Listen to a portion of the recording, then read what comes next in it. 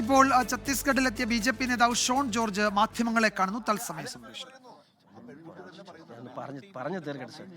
അവർക്ക് ആ മൊഴിയാണല്ലോ നമ്മുടെ പ്രശ്നം.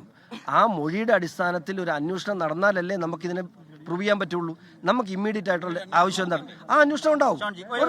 ചോദിച്ചോട്ടെ, ഇവിടെ പറഞ്ഞു മോബിന്റെ പ്രൊവോക്കേഷനിലാണ് ആ കേസ് എടുത്തതെന്ന്. അത് ബി.ജെ.പി സർക്കാരാണ് എന്ന് വെച്ചാൽ ബി.ജെ.പി പോലീസാണ് എടുത്തിരിക്കുന്നത്. റെയിൽവേ പോലീസ് അല്ലേ ആണല്ലോ ഇതിനെ കൈകാര്യം ചെയ്യുന്നത്. അത് ശരിയായ നടപടിയാണ്. എന്നിട്ട് ഈ കേസുമായി ബന്ധപ്പെട്ടാ ചോദിക്കുന്നത്. മോബിന്റെ പ്രൊവോക്കേഷനിലാണ് ആ കേസ് വന്നത്. എന്നിട്ട് 2 ദിവസം കഴിയുമ്പോൾ മുഖ്യമന്ത്രി തന്നെ എഴുതുകയാണ് മതപരിവർത്തനവും മനുഷ്യകടത്തും നടന്നിട്ടുണ്ട് എന്ന്.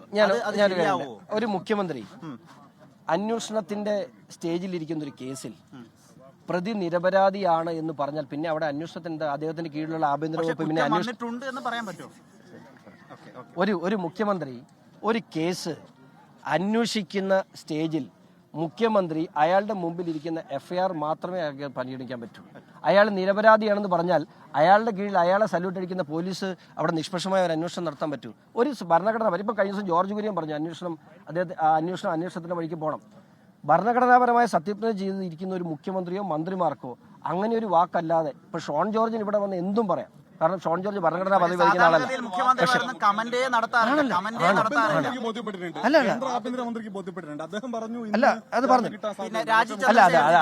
അദ്ദേഹം പറഞ്ഞ കാര്യം എന്താണ്? എനിക്ക് ബോധ്യപ്പെട്ടിട്ടുണ്ട്. അല്ല ഒരു സംസ്ഥാനം ഭരിക്കുന്ന മുഖ്യമന്ത്രിയല്ലേ പറഞ്ഞത്. അയാളെ സംബന്ധിച്ചിടത്തോളം അയാൾക്ക് അയാളുടെ മുമ്പിലുള്ള രേഖ പരിഗണിക്കാതെ ഞാൻ പറയുന്നത് കേട്ടോ, രാജീവ് ചന്ദ്രശേഖർ പറയുന്നത് കേട്ടോ, അല്ലെങ്കിൽ ഇവിടുത്തെ പ്രാദേശിക സാഹചര്യങ്ങൾ എന്താണെന്ന് നോക്കിയോ അല്ലാതെ അയാൾക്ക് ഇവിടെ ഒന്നുമില്ല. ഛത്തീസ്ഗഡിനെ സംബന്ധിച്ചിടത്തോളം, പ്രത്യേകിച്ച് ഈ മേഖലയെ സംബന്ധിച്ചിടത്തോളം വലിയ രീതിയിൽ ഇപ്പൊ നാരായൺപൂർ ഉൾപ്പെടെ പ്രദേശങ്ങൾ അറിയാവുന്നവർക്കറിയാം, വലിയ രീതിയിൽ ഹ്യൂമൻ ട്രാഫിക്കിംഗ് നടക്കുന്ന സ്ഥലമാണ്. ഇവിടെ കൺവേർഷൻ നടക്കുന്ന സ്ഥലമാണ്. ഫോഴ്സ്ഫുൾ കൺവേർഷൻ നടക്കുന്നതിന് നിയമമുണ്ട്. ഇതൊക്കെ കൺവേർഷൻ ഒരു കാര്യം ഞാൻ തീർത്ത് പറയാം. കത്തോലിക്ക സഭയുടെ നിങ്ങൾ എല്ലാവരും മനസ്സിലാക്കേണ്ട ഒരു കാര്യമാണ്. ഇത് ഇന്ത്യ മുഴുവൻ മനസ്സിലാക്കേണ്ട ഒരു വിഷയമാണ്. ഇവിടുത്തെ എല്ലാ സംഘടനകളും മനസ്സിലാക്കേണ്ട ഒരു കാര്യമാണ്. 1964 റോമൻ സബ്മിറ്റ്, കത്തോലിക്ക സഭയുടെ സബ്മിറ്റിൽ ഫോഴ്സ്ഫുൾ കൺവേർഷൻ റോമൻ കാത്തലിക് സഭയിൽ നടത്താൻ പാടില്ല എന്ന് കർശനമായ നിരോധനമുണ്ട്.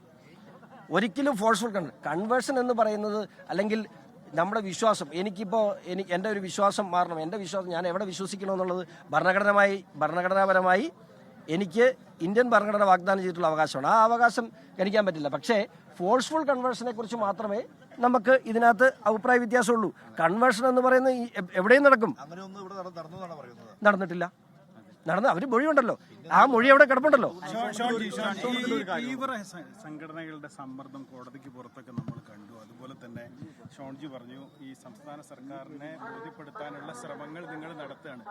ഈ സംസ്ഥാന ബി.ജെ.പിക്ക് അത് എത്രത്തോളം സാധിക്കുന്നതാണ് ഇനി പ്രതീക്ഷ? അതിനുവേണ്ടി എന്താണ് ചെയ്യാൻ? അല്ല, തീർച്ചയായും ഞാൻ പറഞ്ഞല്ലോ, ഇനി ചെയ്യാൻ കഴിയുന്നത് ആ പെൺകുട്ടികളുടെ മാതാപിതാക്കളുടെ മൊഴി അടങ്ങുന്ന റിപ്പോർട്ട് കോടതിയിൽ എത്തുക എന്നുള്ളതാണ്.